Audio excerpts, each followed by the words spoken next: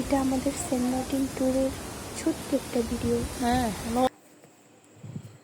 এই যে আমাদের সকাল 8টায় যাত্রা শুরু হয়েছিল কর্ণফুলী শিপে করে। যদিও 8টায় শুরু হওয়ার কথা থাকলেও যা ছাড়তে প্রায় 9টা, তাই আমাদের পৌঁছতেও সময় লেগেছিল একটু বেশি। আমরা লেটে পৌঁছেছিলাম সম্ভবত 1টার দিকে, দুপুর 1টায়। এই যে বঙ্গোপসাগরের জলরাশি অসম্ভব সুন্দর ছিল।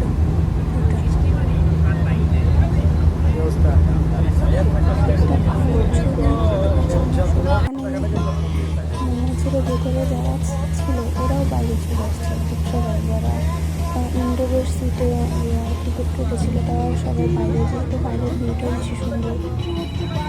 সবাই যে যার যার মতো করে সময় কাটাচ্ছিল, কেউ ভিডিও করছিল, ছবি তুলছিল, কেউ আবার ঘুমাচ্ছিল, কেউ গান করছিল নিজেদের মতো করে, অনেকে গিটার নিয়ে এসেছে, কেউ আবার খেলছিল। যে যার যার মতো করে লম্বা একটা সময়, তো প্রায় 4 ঘন্টার সময় আমরা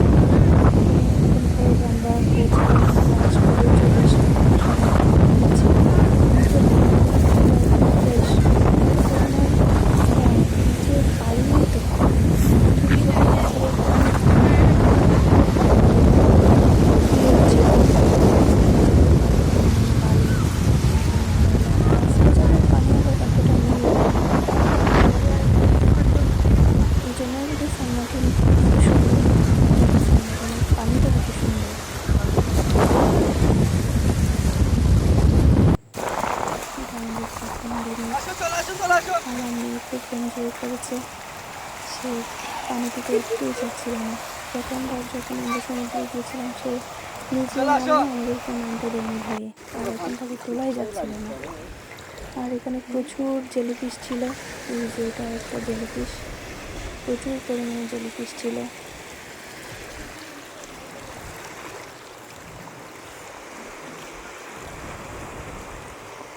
এরপরে আমরা গিয়েছিলাম ছেড়াদ্বীপ। যদিও আমরা ছেড়াদ্বীপের আসল সৌন্দর্যটা দেখতে পারিনি, কারণ আমরা আমাদের উচিত ছিল জোয়ারের সময় যাওয়া। আপনারা যদি যান অবশ্যই জোয়ারের টাইমে যাবেন, এটা স্থানীয়দের কাছ থেকে জেনে যাবেন। এই যে এটা হচ্ছে ছেড়াদ্বীপ। আমরা ছেড়াদ্বীপের সৌন্দর্যটা উপভোগ করতে পারিনি। ইনশাল্লাহ নেক্সট টাইম যখন যাব তখন অবশ্যই আমরা সঠিক সময়ে যাব। এই তো এর পরের দিন আমরা ব্যাক করেছি, কিছু ছবি অ্যাড করে দিলাম।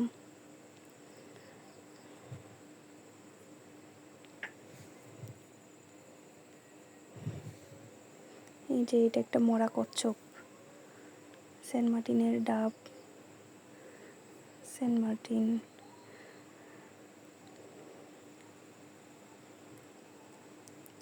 এটা সেই ঘাটটা যেখানে জাহাজ আসে ভিড়ে।